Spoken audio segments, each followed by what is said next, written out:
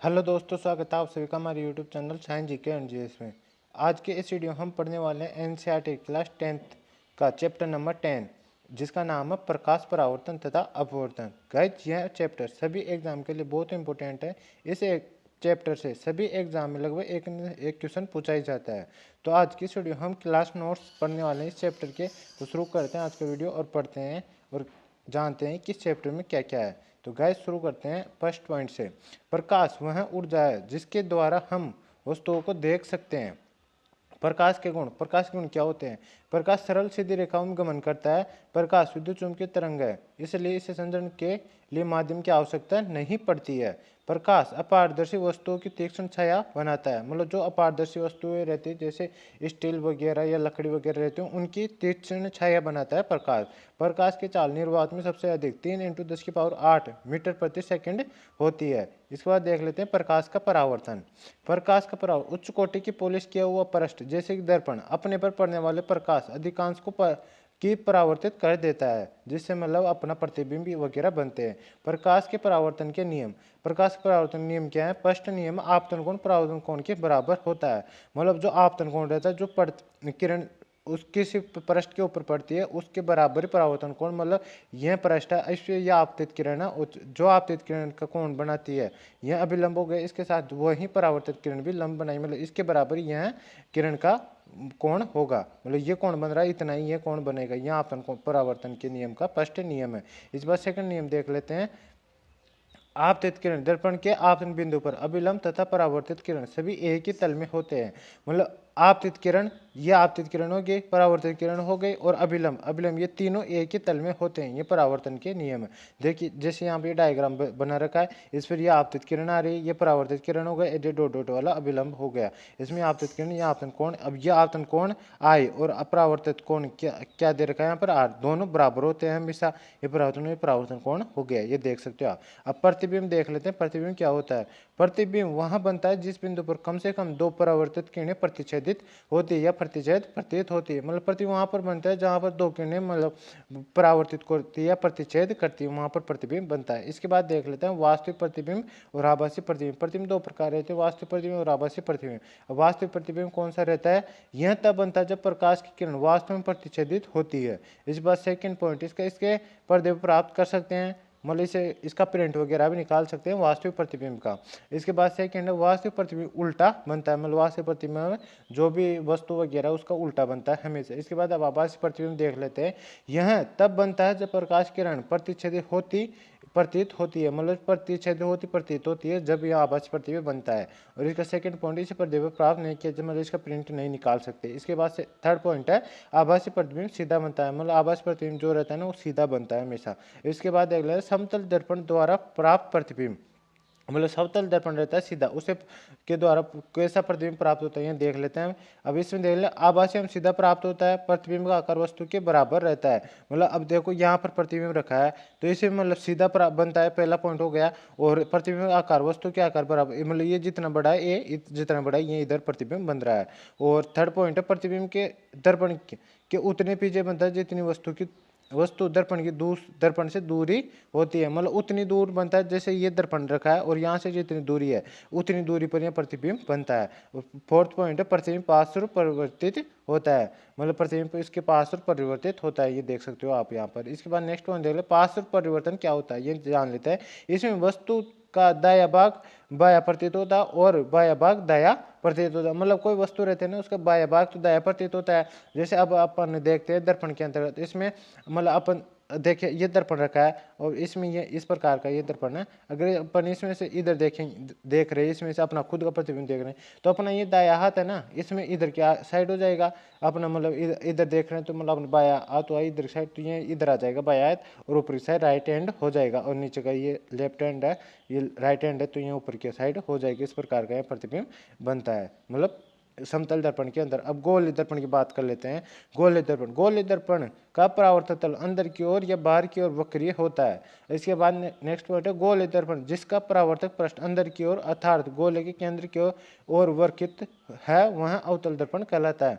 मतलब जिसका पृष्ठ अंदर की ओर इस प्रकार का वह अवतल दर्पण कहलाता है। गोलीय दर्पण के अंतर्गत दो तरह के मतलब प्रतिबिंब वो दर्पण रहते हैं, एक तो अवतल दर्पण और एक उत्तल दर्पण, जिसका मतलब बाहर की साइड पॉलिश रहती है और अंदर की तरफ मतलब प्रतिबिंब का वो चित्र बनता है, उसको तो अपन अवतल दर्पण कहते हैं। और जिसके बाहर की साइड मतलब वो झुका रहता है, मतलब बाहर की साइड के इधर उससे साफ रहता है और अंदर साइड पॉलिश रहती है, उसे अपन उत्तल दर्पण कहते हैं। अब देख लेते हैं गोल दर्पण, जिसका परावर्त पृष्ठ बाहर की ओर वक्री रहता है, मतलब ये देख सकते हो उत्तल दर्पण कहलाता है। मतलब इस प्रकार का है और इसके अंदर की साइड पॉलिश है, तो यह तो उत्तल दर्पण कहलाएगा। और इस प्रकार का है और इसके मतलब बाहर की साइड पॉलिश है, तो यह अवतल दर्पण कहलाएगा। अब नेक्स्ट देख लेते हैं आगे, गोल दर्पण में सामान्यतः प्रयुक्त होने वाले कुछ शब्द, मतलब गोल दर्पण के अंदर क्या क्या प्रयुक्त शब्द प्रयुक्त होते हैं वो देख लेते हैं। ये गोल दर्पण दे रखा है, मतलब एक गोला है, गोल कांच दे रखा, उसको बीच में काट देते हैं और फिर एक साइड पॉलिश कर देते हैं, वो गोल दर्पण बन जाता है। अब इसके बाद देख लेते हैं ध्रुव। ध्रुव क्या रहता है, दूरी देख लेते हैं। गोल दर्पण की परावर्त पृष्ठ के केंद्र को दर्पण का ध्रुव कहते हैं। यह दर्पण के पृष्ठ पर स्थित होता है। ध्रुव की पराई पी अक्षर से निरूपित करते हैं। मतलब ध्रुव रहता है ना, वो यहाँ पर, अब देखो ये दर्पण है पूरा, ये थोड़ा डार्क कलर में दे रखा है जो ये वाला, इसके बाहर साइड पॉलिश है, मतलब ये कौन सा है, ये अवतल दर्पण दे रखा है। उत्तर हाँ अवतल दर्पण दे रखा है अपने को। अब इसमें ध्रुव कौन सा है, ये पी यहाँ पर पॉइंट दे रखा है, यहाँ पर ये ब्लू कलर की लाइन कट रखा है, ये इसका ध्रुव हो जाएगा। अब मुख्य अक्ष देख लेते हैं, मुख्य अक्ष क्या है। मुख्य अक्ष गोल दर्पण के ध्रुव तथा वक्रता त्रिज्या से गुजरने वाले एक सीधी रेखा को मुख्य अक्ष कहते हैं। मतलब ये सीधी रेखा गुजर रही है ना, ये ब्लू कलर की, इसको ही मुख्य अक्ष कहते हैं, मतलब यही मुख्य अक्ष है। मुख्य अक्ष दर्पण के ध्रुव पर अभिलंब है। इसके अभिलंब क्योंकि दर्पण को दो भागों में बांट रहा है, तो यह अभिलंबी इसको बोलते हैं। अब वक्रता केंद्र जान लेते हैं, वक्रता केंद्र क्या होता है। वक्रता केंद्र गोल दर्पण का परावर्तक पृष्ठ एक गोले का भाग है, इस गोले का केंद्र गोल दर्पण का वक्रता केंद्र कहलाती है, अक्सर शीर्ष से निरूपित किया जाता है। मतलब वक्रता केंद्र कौन सा हो गया इसमें, वक्रता केंद्र ये वाला हो गया। इसमें देख लें गोले दर्पण परावर्तक एक गोले का भाग है, ये गोले का मतलब मध्य केंद्र रहता है ना, उसे ये गोला है, इसका त्रिज्या बोलते हैं ना, जैसे मतलब बाहरी बिंदु से बीच वाला सेंटर पॉइंट रहता है, उसे वक्रता त्रिज्या वक्रता केंद्र कहते हैं। वक्रता त्रिज्या हो गई जो यहाँ से लेके यहाँ तक, ये वक्रता केंद्र हो गया। वक्रता त्रिज्या देख लो, तो यहाँ पर वक्रता त्रिज्या इसमें ये लैंग्वेज बता रखा है। गोल दर्पण का परावर्तक पृष्ठ जिस गोले का भाग है उसकी त्रिज्या दर्पण की वक्रता त्रिज्या कहलाती है। इसे अक्सर आर से निरूपित करते हैं। मतलब ये गोला है, इसकी यहाँ से यहाँ तक की लंबाई जो मुख्य के अंदर बिंदु रहता है वहाँ तक की लंबाई को वक्रता त्रिज्या कहते हैं। ये सीधा पॉइंट दे रखा है। अब मुख्य फोकस देख लो, मुख्य अक्ष पर वह बिंदु जहां मुख्य अक्ष के समांतर किरण आकर मिलती है या परावर्तित किरणें मुख्य अक्ष पर एक बिंदु साथ में महसूस होती है, वह बिंदु गोल दर्पण का मुख्य फोकस कहलाता है। अब मुख्य फोकस देख लेते हैं कि मतलब यह वाला फोकस मतलब जहाँ पर किरणें आपस में परावर्तित होकर मिलती है उसे मुख्य अक्ष कहते हैं। और यह फोक ऐप से निरूपित किया जाता है। मतलब यहाँ पर जैसे ये दर्शाई लाइन और ये परावर्तित यहाँ से कटे गुजरेगी, तो इसे ही मुख्य अक्ष कहते हैं, मतलब मुख्य फोकस कहते हैं। अब इसके बाद है गोल दर्पण के ध्रुव तथा मुख्य फोकस मध्य के दूरी फोकस दूरी कहलाते हैं। मतलब ध्रुव और ये यहाँ पर ध्रुव हो गया और ये मतलब यहाँ फोकस था, इन दोनों के बीच की दूरी है उसे मुख्य फोकस दूरी, इसे फोकस दूरी कहते हैं। अब इसके बाद देख लेते हैं छोटे द्वार के गोल दर्पणों के लिए वक्र त्रिज्या फोकस दूरी से दोगुनी होती है। हम इस संबंध को r बराबर 2f द्वारा व्यक्त करते हैं। मतलब r बराबर क्या रहता है, इसके फोकस दूरी की दुगनी रहती है, मतलब r बराबर वक्रता त्रिज्या इसकी दुगनी रहती है, ये आपको ध्यान रखना है। इसी बात देख लेते हैं अवतल दर्पण के किरण आरेख बनाने के कुछ नियम। मतलब अवतल दर्पण किस प्रकार प्रतिबिंब बनाता है वह देख लेते हैं। अवतल दर्पण के मुख्य अक्ष के समांतर प्रकाश किरण परावर्तन के पश्चात अवतल दर्पण के मुख्य फोकस से गुजरेगी।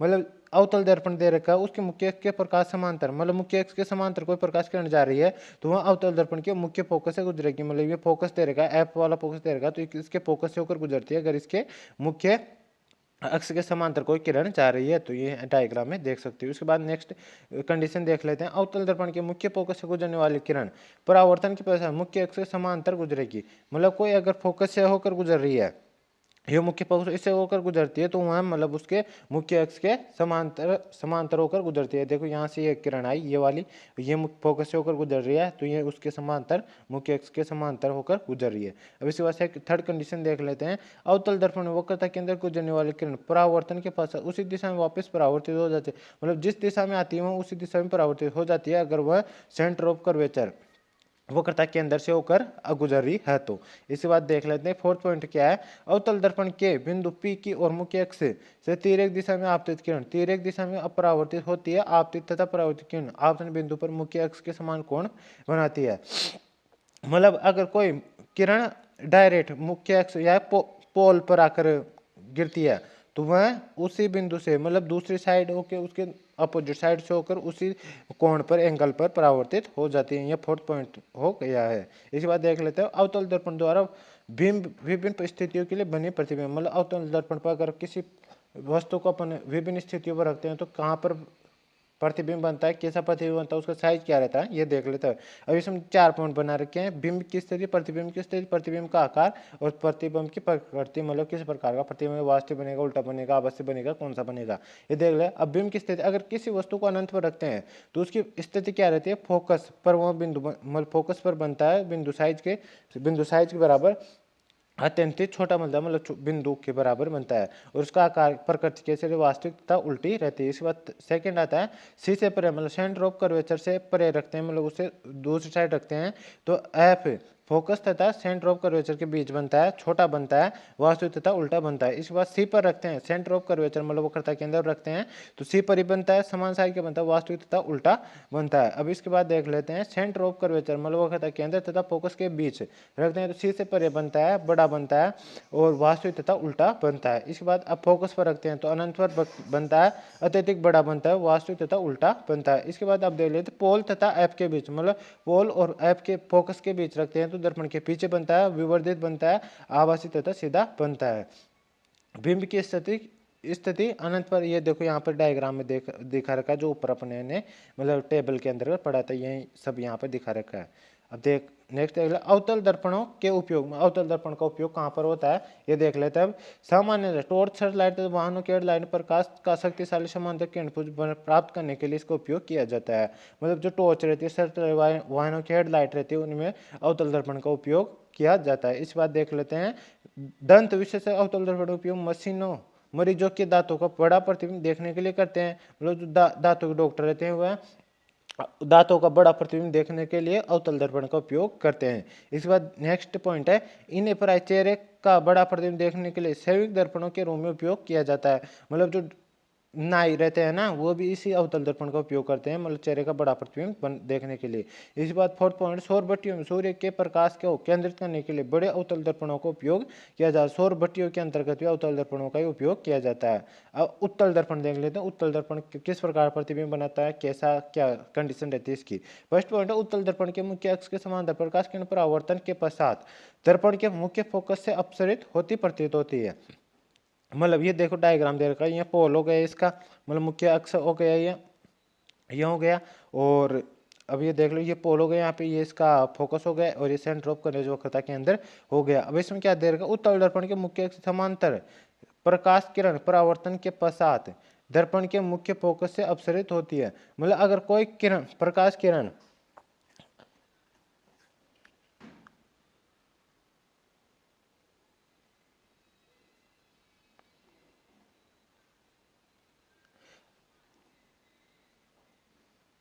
मतलब उत्तल दर्पण के अंतर्गत यह रहता है, उत्तल दर्पण के अंतर्गत मुख्य अक्ष के समांतर मुख्य अक्ष हो गया, बीच वाली लाइन हो गई, इसके समांतर कोई प्रकाश किरण आती है तो वो क्या करती है, मतलब वो फोकस से होकर गुजरती है। परावर्तन के पश्चात मुख्य फोकस से अपसरित होती है, मतलब मुख्य फोकस हो गई इससे अपसरित होती है, फोकस से होकर गुजर गई, मतलब दूसरी साइड होकर गुजरती है, ये देख सकते हो आप यहाँ पर। अब इसके बाद नेक्स्ट पॉइंट देख लेते हैं उत्तल दर्पण के मुख्य फोकस से गुजरने वाला किरण प्रकाश के पश्चात मुख्य अक्ष से समांतर निकलेगी। मतलब अगर कोई प्रकाश किरण इधर से आ रही है और मतलब वो किसके समांतर निकलेगी, मुख्य अक्ष के समांतर निकलती है। अगर कोई प्रकाश किरण ऊपर से आ रही है, मतलब मुख्य फोकस से गुजरने वाली कोई प्रकाश किरण मुख्य अक्ष के समांतर गुजरती है। कोई मुख्य फोकस से कोई प्रकाश किरण आ रही है तो वो मुख्य अक्ष के समांतर निकलती है। इस बार थर्ड पॉइंट है उत्तल दर्पण के वक्रता केंद्र की ओर निर्देशित किरण प्रकाश परावर्तन के पश्चात उसी दिशा में वापस परावर्तित हो जाती है। मतलब उत्तल वक्रता केंद्र की ओर, वक्रता केंद्र ये रखा, वक्रता केंद्र की ओर परावर्तित मतलब आती है तो वह उसी दिशा में वापस से लौट जाती है। मतलब कोई इधर से आ रही है कोई, परंतु वह सीधे सीधे ये यही कंडीशन उसके अंतर्गत है, अवतल दर्पण के अंतर्गत भी यही कंडीशन थी। अगर कोई सेंटर ऑफ कर्वेचर वक्रता केंद्र की ओर प्रकाश किरण आती है तो उसी दिशा में वापस लौट जाती है। इसके बाद फोर्थ पॉइंट है, उत्तल दर्पण के बिंदु P की ओर मुख्य अक्ष से तिर्यक दिशा में आपतित किरण तिर्यक दिशा में परावर्तित होती है। आपतित तथा परावर्तित किरण आपतन बिंदु पर मुख्य अक्ष से समान कोण बनाती है। मतलब कोई प्रकाश किरण पोल से होकर गुजरती है तो वह उसी दूसरी दिशा में उसी एंगल पर लौट जाती है। यह कंडीशन अपन अवतल दर्पण के अंतर्गत देखे थे। इसमें बस दर्पण का साइज दूसरा और उसी दिशा में अगर आई एंगल से आ रहे तो आर एंगल से मतलब समान कोण से दूसरी दिशा के अंतर्गत लौट जाती है। अब इसके अंतर्गत वही कंडीशन देख लेते हैं कि किस प्रकार के मतलब अलग अलग दिशा में किस प्रकार प्रतिबिंब बनते हैं। तो फर्स्ट अनंत पर रखते हैं तो फोकस पर दर्पण के पीछे बनता है और अत्यधिक छोटा बनता है, बिंदु के आकार के समान और आभासी तथा सीधा बनता है। सेकंड पॉइंट है, अनंत तथा दर्पण पर रख के अनंत तथा दर्पण के ध्रुव P के बीच रखते हैं तो कहाँ पर P तथा F के बीच मतलब पोल और फोकस के बीच दर्पण के पीछे बनता है, छोटा बनता है, आभासी तथा सीधा बनता है। अब किरण आरेख देख लेते हैं, ये देख लो यहाँ पर अगर अनंत पर रखेंगे तो कहाँ पर बनता है, यह अनंत दे रखा है, अनंत पर रखते हैं तो यह फोकस पर बनता है, ये प्रतिबिंब देख सकते हो। और अनंत तथा दर्पण के ध्रुव P के बीच रखते हैं तो कहाँ पर बनता है, यहाँ पर बनता है F।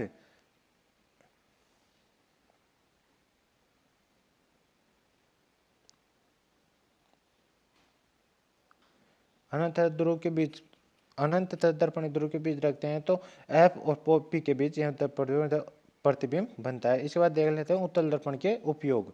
उत्तल दर्पणों का उपयोग सामान्यतः वाहनों में किया जाता है। इसमें ड्राइवर अपने पीछे के वाहनों को देख सकते हैं। उत्तल दर्पणों को इसलिए प्राथमिकता दी जाती है क्योंकि सदैव सीधा तथा छोटा प्रतिबिंब बनाते हैं और ड्राइवर को अपने पीछे के बहुत बड़े क्षेत्र को देखने में समर्थ बनाते हैं। मतलब उत्तल दर्पण का उपयोग वाहनों के पास तरफ से मतलब हेड साइड मिरर के रूप में उपयोग किया जाता है। इससे क्या है, मतलब प्रतिबिंब इसका छोटा बनता है और बहुत बड़े क्षेत्र को छोटे से दर्पण के अंतर्गत देख पाते हैं और इससे मतलब साइड देखने में उनको काम आता है। इसके बाद सेकंड पॉइंट, दुकानों में इनका इस्तेमाल सिक्योरिटी दर्पण के रूप में किया जाता है। दुकानों में इनका इस्तेमाल सिक्योरिटी दर्पण के रूप में किया जाता है। अब गोल दर्पणों द्वारा परावर्तन के लिए चिन्ह परिपाटी। बिंब हमेशा दर्पण की बाईं ओर रखा जाता है। इसका अर्थ है कि दर्पण में पर बिंब से प्रकाश बाईं ओर से आपतित होता है। अब नेक्स्ट पॉइंट देख लो, मुख्य के समांतर सभी दूरियां दर्पण के ध्रुव से मापी जाती है। नेक्स्ट पॉइंट, मूल बिंदु से बिंदु के दाईं ओर प्लस एक्स माइनस एक्स के अनुदिश मापी गई सभी दूरियां धनात्मक मानी जाती है, जबकि मूल बिंदु के बाईं ओर माइनस एक्स एक्स से के अनुदिश मापी गई दूरियां ऋणात्मक मानी जाती है। नेक्स्ट पॉइंट, मुख्य एक्स के लंबवत तथा ऊपर की ओर प्लस वाई एक्स के अनुदिश मापी जाने वाली दूरियां धनात्मक मापी मानी जाती है। इसके बाद 5 नंबर पॉइंट है, मुख्य एक्स से लंबवत तथा नीचे की ओर माइनस वाई एक्स के अनुदिश मापे जाने वाली दूरी ऋणात्मक मानी जाती है। मतलब ये दे रखा है, मतलब वाई एक्स और एक्स एक्स की अगर प्लस माइनस एक्स से मापी जाती है तो वो ऋणात्मक होगी और प्लस एक्स से मापी जाएंगे तो वह धनात्मक मानी जाती है। दूरियों की बात कर रहे हैं यहाँ पर। इसके बाद नेक्स्ट पॉइंट देख लेते हैं, बिंब की दूरी हमेशा ऋणात्मक होती है। नेक्स्ट पॉइंट है, अवतल दर्पण की फोकस दूरी हमेशा ऋणात्मक रहती है, उत्तल दर्पण की फोकस दूरी हमेशा धनात्मक रहती है। आपको ये पॉइंट काफी इंपॉर्टेंट है, बिंब की दूरी हमेशा ऋणात्मक रहती है, मतलब जो प्रतिबिंब बनता है उसकी दूरी हमेशा ऋणात्मक होती है। इधर नेक्स्ट अवतल दर्पण की फोकस दूरी हमेशा ऋणात्मक रहती है, अवतल दर्पण दूरी हमेशा ऋणात्मक रहती है, मतलब उसको माइनस के अंतर्गत ही हमेशा लिखते हैं। और उत्तल दर्पण को हमेशा पॉजिटिव मतलब धनात्मक होती है, उसको प्लस के अंतर्गत लिखते। दर्पण सूत्र देख लेते हैं, दर्पण सूत्र रहता है 1/v प्लस 1/u बराबर 1/f।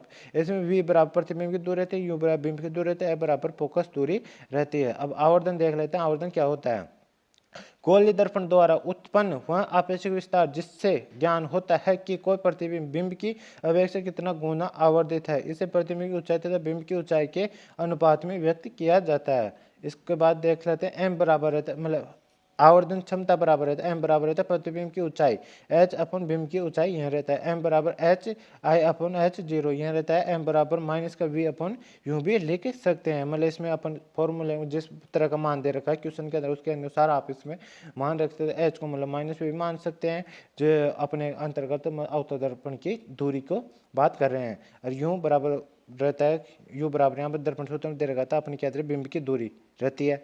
इसके बाद ये देख लेते हैं, अब इसमें क्या क्या है, एम बराबर एच आई बराबर ये देखो यहाँ पर ए मतलब एच आई है तो इसको माइनस वी और एच जीरो है तो इसको यूं मान सकते हैं। यदि एम बराबर ऋणात्मक हो तो प्रतिबिंब वास्तविक होता है, यदि एम बराबर धनात्मक हो तो प्रतिबिंब आभासी बनता है। यदि एच आई एच जीरो मतलब आई को यहाँ पर जीरो लिख रहेगा तो एम बराबर वन, प्रतिबिंब का आकार बिंब के बराबर होगा, और एच आई मतलब बड़ा होगा एच जीरो से तो एम मतलब एम बड़ा होगा वन से, अर्थ प्रतिबिंब बिंब से बड़ा होगा। यदि एच आई बराबर छोटा हुआ एच जीरो से तो एम छोटा होगा वन से और प्रतिबिंब बिंब से छोटा होता है। इसी बात ये नेक्स्ट वन देख लेते हैं। समतल दर्पण का आवर्धन सदैव प्लस वन होता है, प्लस साइन आभासी प्रतिबिंब दर्शाता है, और वन दर्शाता है कि प्रतिबिंब का आकार बिंब के आकार के बराबर है। अगर वन दे रखा है तो प्रतिबिंब का आकार बिंब के बराबर यह दर्शाता है।